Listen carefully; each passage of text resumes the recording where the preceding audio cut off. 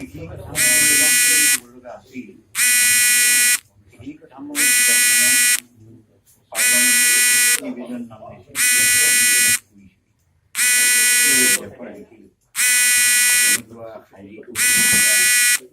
অসমৰ লিখা নাই মই আৰু কি কষ্ট হৈছে তাৰ অভাৱ এটা তোমাৰ ভাষালি গম পাইছে। এইটো এটা মই ইয়াৰ প্ৰতি কাম কৰিব পাৰিম সেইটো মই আশা নকৰোঁ।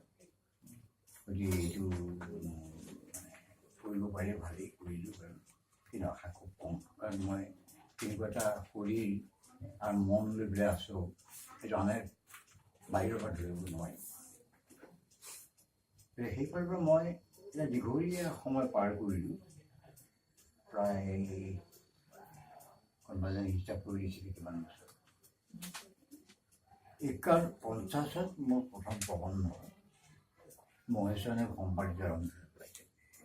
তেতিয়াৰ পৰা মই কম বেছি পৰিমাণে এৰা ধৰা কৰি এতিয়ালৈকে আজি 3 মাহৰ আগলৈকে কিবা কিবি কৰিছোঁ। আৰু মোৰ হেৰিও সৃজনীশীল শক্তিও সম্ভৱতঃ হেৰি তোমাৰ নিশেষ হৈ গৈছে বুলি নকওঁ, আৰু মানে তোমাৰ সেইটো কেলৈ কওঁ একজষ্ট ঠিক গৈছে কম। আৰু এইখিনি যে গদ্য লিখিছোঁ এতিয়া এওঁলোকৰ মুখত শুনি মোৰ অকণমান ভাল লাগিছে মনটো। মই কি লিখিছোঁ মই ভালকৈ নাজানো। কিছুমান প্ৰকাশ কৰাৰ পিছত কেইজনমান পাঠকে সম্বোধন কৰি দিয়ে মোটামুটি আপোনাৰ গদ্যটোৰ কথা ক'লে মই অন্য কথা নকওঁ। সেইটো লিখিছোঁ গদ্যটো বোধহয় মানুহে এইখন কিতাপৰ ভাল পাব। আৰু এই বাকী কথাখিনি মই ইতিমধ্যে কৈছোঁৱেই আৰু গদ্যহে প্ৰথমতে মই লিখিছোঁ, তাৰপিছতে কবিতা গাইছোঁ। আৰু গদ্য এতিয়াৰ পৰা এতিয়াই মই ভাল গদ্য লিখিবলৈ চেষ্টা কৰিছোঁ। বিশেষকৈ পাতিপুনৰ পৰিৱেশ এই কিতাপখন খুব কষ্ট কৰি 2-3বাৰ লিখিছোঁ প্ৰতিটো লাইন। এই শেষৰ পাৰ্টটোৰ কথা কোৱা নাই, আগত তেনেকৈ লিখিছোঁ। গদ্যৰ প্ৰতি মোৰ এটা আকৰ্ষণ মানে সন্মোহন দি নিবলা লাগে।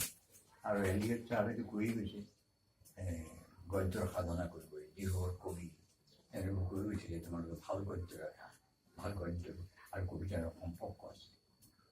আৰু ছাৰ কিছু সময় পূৰ্বে আপুনি হীৰেণ গোহাঁই ছাৰক কৈছে যে তেওঁ অন্য ধৰণৰ বহুত ডাঙৰ ডাঙৰ কামত তেওঁ ব্যস্ত।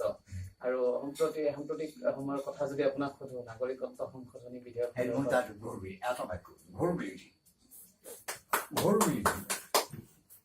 মই কোনো ষ্টেটমেণ্ট দিবই গ'লো যোৱা নাই, কিন্তু মই ভুল কৰোঁ। মাৰ মুখৰ ভাষাটো নাইকিয়া হ'ব।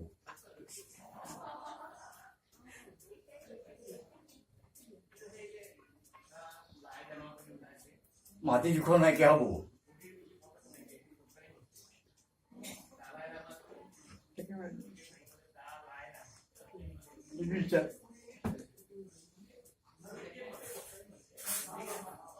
Thank you.